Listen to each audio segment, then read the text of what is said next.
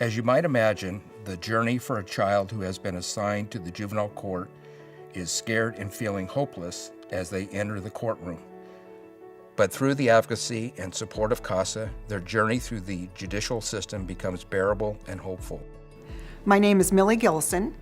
I'm the Executive Director of the Court-Appointed Special Advocates Program, better known as CASA. CASA is a private nonprofit organization serving children who have been abused and neglected by their parents, removed from their parents, and placed away from their parents into foster care. The children will live in foster care for approximately 18 months, with the hope that we will be returning them to their parents. If they're unable to be returned to their parents, then the children will live away from their parents, possibly until they're 18 years old or until they're 21. My name's Ruby Powell, and I was actually introduced to Mary Bowman about 5 years ago. And I'm Mary Bowman. I've been a CASA volunteer for 5 years, and Ruby was my CASA assignment and joy. Well, I really care about kids, and when I talked to people about what I was thinking of doing, they were like, oh, I could never do that. That's just like, it's too depressing. It would just be horrible. It would just break my heart. And I thought to myself, and I said to them, it's like, well, if I won't, who's going to do it? My name is Alex Crossin.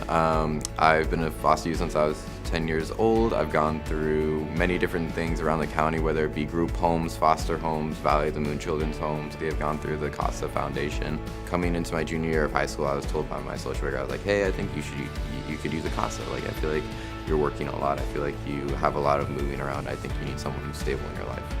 And at first, I was very just like, nah, I don't, CASA's never really done anything big for me. And I met Frank Gorman, and he's like the uncle that everyone wants. When I introduce him to my friends or I introduce him to other people, I call him my uncle. And I hope other people can say that about their CASA workers too, whether it be an aunt or an uncle, whatever it may be. I think that's kind of the relationship everyone should strive for in that. How much it's affected my life, I can't even describe, but it's been just a positive experience, to say the least. There are a number of individuals that enter a child's life when they're removed from their parents' care because of child abuse. Social workers, attorneys, therapists, doctors, medical practitioners. There's a parade of people walking through the lives of these kids. When you place a CASA into that mix, you have one consistent person. Hello, my name's Frank Gorman. Well, one of the beliefs that I have is that you're obligated to give back to society, to folks that struggle and are marginalized. And one of the things that was attractive to me about the CASA program was a long-term commitment to a youth. So when I first met my youth, he was entering his senior year in high school. He had a number of goals that he was looking at in terms of being a personal trainer and going into law enforcement, going into business, going into modeling. He had a lot of different interests and directions he may go. What I've seen is he's focusing down on some very specific goals, to be a business major in marketing and a minor in psychology. And eventually he wants to be an entrepreneur and start his own business. So what I've seen with him is just tremendous growth in the area of independent living. Hello, my name is Sharon Ryan, and I've been with the CASA program for 20 years. Just the idea of making a child aware that even though they're in circumstances that aren't ideal for a childhood, that they are people that are really precious to us and that they should have some kind of normalcy and lets them know that they are valuable human beings. Hi, my name is Ronald K Creighton. Well, CASA stands for Court Appointed Special Advocate. I was actually thinking it'd be a good thing for me to do to give back to the community. Well, since I have two youths, I approach it the same way, but each young man is different. The main thing is to be a role model, a mentor, and a friend. Be there when they need me. So I've been in the juvenile system for about, I believe, 21 years now. Before then it was bumpy, it was not easy, and now it's, ever since I met, my CASA, Mary, it's been great. She's really helped me.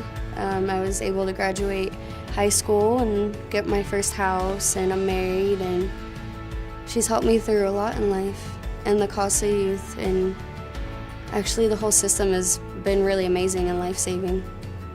Hi, my name is Ken Ganas. I'm the presiding judge of the Sonoma County Superior Court. I've actually been in the criminal justice system for about 40 years, and most of my time has been spent in the adult criminal justice system.